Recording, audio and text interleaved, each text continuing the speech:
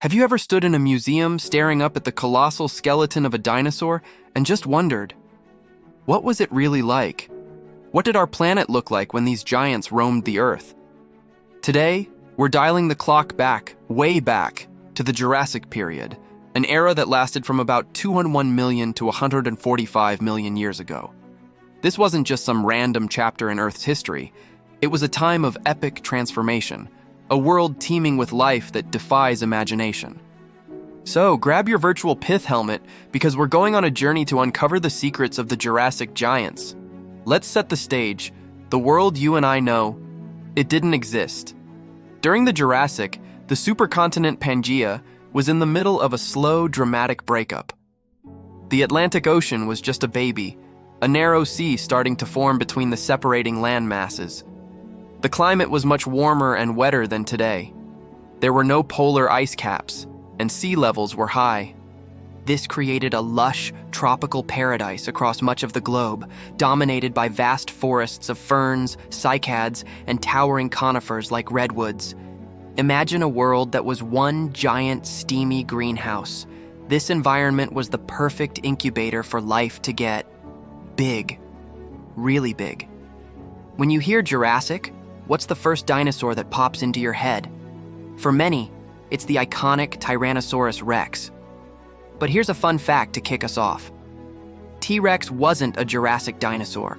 It actually lived much later in the Cretaceous period. The true king of the Jurassic carnivores was the fearsome Allosaurus.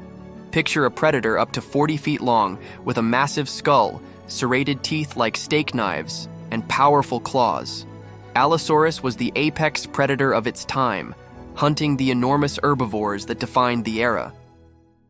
Fossils found in places like the Morrison Formation in North America show evidence of Allosaurus bite marks on the bones of its prey, giving us a direct window into this prehistoric predator-prey relationship. But the Jurassic wasn't just about the hunters. It was truly the age of the sauropods, the long-necked, long-tailed giants that are the largest land animals to have ever lived. We're talking about legends like Brachiosaurus, with its giraffe-like neck reaching high into the treetops, and the impossibly long Diplodocus, stretching over 85 feet from head to tail. How did they get so massive? It's a combination of factors. That lush, warm climate meant there was an all-you-can-eat buffet of plants. Their long necks allowed them to graze on foliage that no other animal could reach, giving them a unique advantage. And their bodies were marvels of biological engineering. They had lightweight, hollow bones, similar to birds, which helped support their immense weight without collapsing. Their respiratory systems were also incredibly efficient, allowing them to process huge amounts of oxygen to power their gigantic bodies. They were essentially living, breathing, plant-eating mountains. Of course, the Jurassic world wasn't just populated by giants. There were plenty of other fascinating creatures. Let's talk about Stegosaurus. This one is unmistakable with its double row of large bony plates along its back and the menacing spikes on its tail, called a thagomizer. For years, scientists debated the purpose of those plates. Were they for defense, temperature regulation, display? The current thinking is a combination of all three.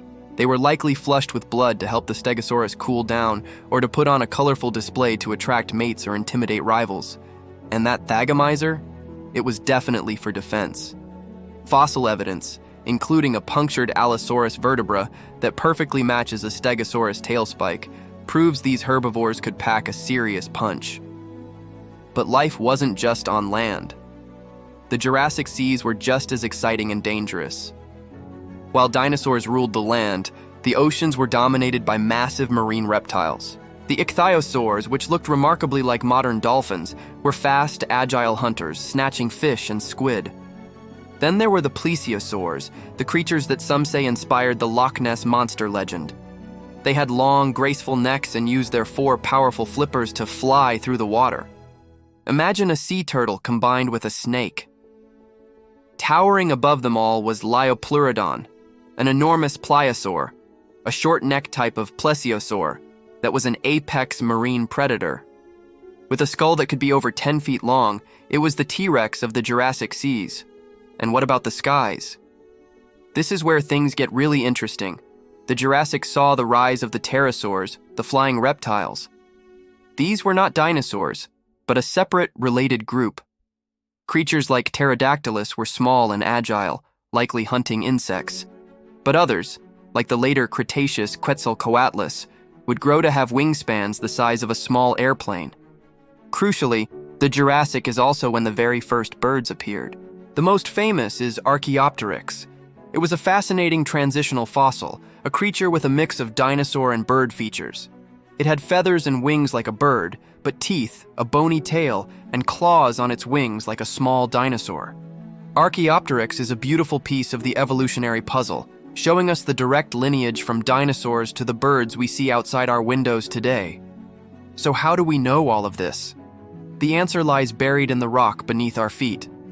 Fossils. Fossils are our time machines. They are the preserved remains or traces of ancient life. When a dinosaur died near a river or lake, its body might be quickly buried by sediment, sand, mud, and silt. Over millions of years, the layers of sediment built up, and the pressure turned them into sedimentary rock. Meanwhile, minerals in the groundwater seeped into the bones, slowly replacing the organic material in a process called permineralization. What's left is a perfect, rock-hard copy of the original bone.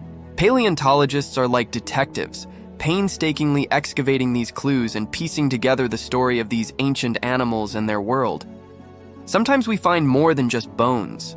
We find fossilized footprints, which can tell us how a dinosaur walked, whether it traveled alone or in herds, and how fast it was moving. We find fossilized skin impressions that reveal the texture of their hide. We even find coprolites, that's fossilized dino poop, which give us direct evidence of what they ate. In some incredibly rare cases, soft tissues like ligaments or even remnants of blood vessels have been preserved. Each discovery, no matter how small, adds a new paragraph, a new page, to the incredible story of life on Earth. The Jurassic period came to an end about 145 million years ago, with a minor extinction event that set the stage for the Cretaceous. But the legacy of the Jurassic is all around us. The oil and natural gas that power our world are largely formed from the compressed remains of the algae and plankton from those ancient Jurassic seas. The birds in our backyards are the direct descendants of the feathered dinosaurs that first took flight during this era. The Jurassic wasn't just a lost world of monsters, it was a critical chapter in our planet's history that shaped the world we live in today. It reminds us that our planet has gone through incredible changes and that life is resilient, adaptive, and endlessly surprising. So the next time you see a bird, think of its dinosaur ancestors. The next time you're at a museum, look at those fossils not just as old bones, but as a direct connection to a world so alien, yet so fundamental to our own. The story is far from over. Paleontologists are making new discoveries every single day, rewriting what we thought we knew. Who knows what secrets are still buried, waiting to be unearthed? Thanks for joining me on this journey back in time. If you enjoyed this deep dive into the Age of Giants, make sure to hit that like button and subscribe for more adventures into our planet's incredible past. See you next time.